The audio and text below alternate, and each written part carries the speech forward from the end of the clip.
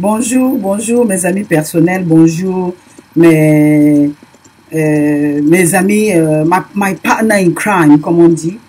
Je viens encore aujourd'hui devant vous, je me permets une fois de plus, c'est pour parler des choses, d'un truc qui me touche encore, et d'un truc qui est devenu une fois de plus international, et d'un truc qui ne concerne pas seulement les Camerounais, parce que nous sommes liés à la France. En fait, pour couper court, je voudrais en fait qu'on débatte pour apporter mon point de vue sur le problème France-Cameroun.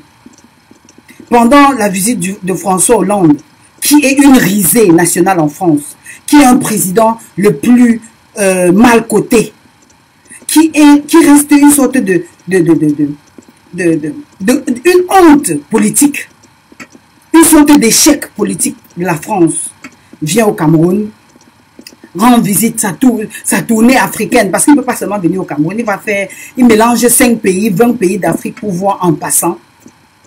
Et pendant leur soi-disant conférence de presse, un journaliste français demande au président Biya ses intentions pour les prochaines élections 2018. Et ce qui m'interpelle, et ce que j'aimerais parler avec vous aujourd'hui, c'est la réponse de Paul Biya. C'est la réponse de Paul Biya, l'attitude de François Hollande et le visage ébahi de ce journaliste-là qui n'a pas cru à la réponse de Paul Biya.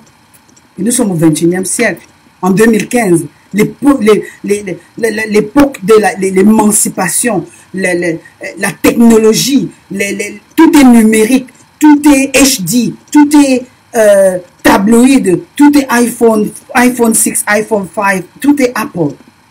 Et le président Biya, on lui demande ce qu'il compte faire en 2018. Il répond qu'il ne reste pas longtemps au pouvoir, qui veut, mais qui peut.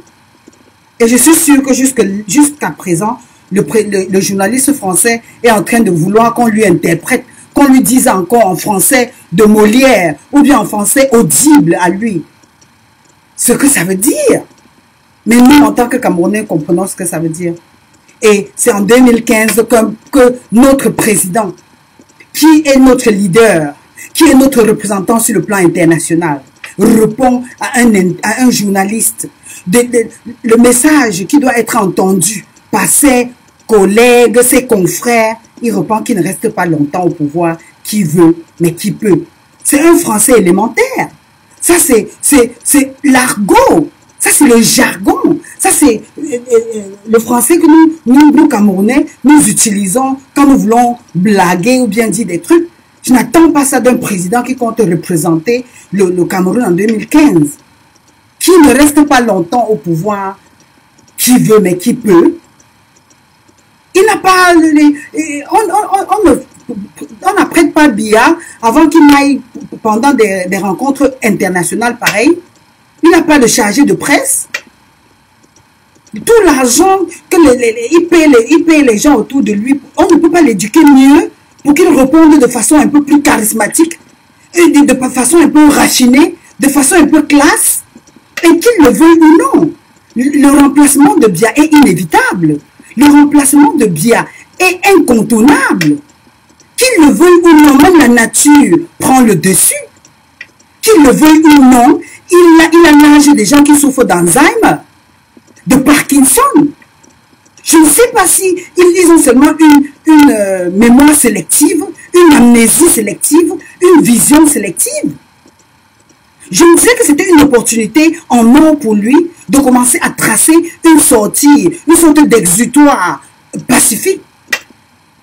Je me disais que c'était une opportunité pour le président Biya d'apaiser l'esprit des Camerounais et de leur dire que justement, j'ai aussi contenté, je considère, je vois un peu ma sortie, quand il répond de façon ambiguë, comme ça, et de façon vulgaire, comme ça veut dire qu'il pense qu'il peut encore prendre le pouvoir en 2018.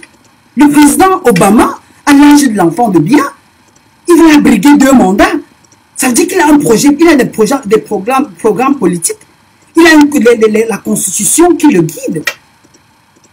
Il est garant, lui-même se soumet à la constitution des États-Unis. Si le président Biya répond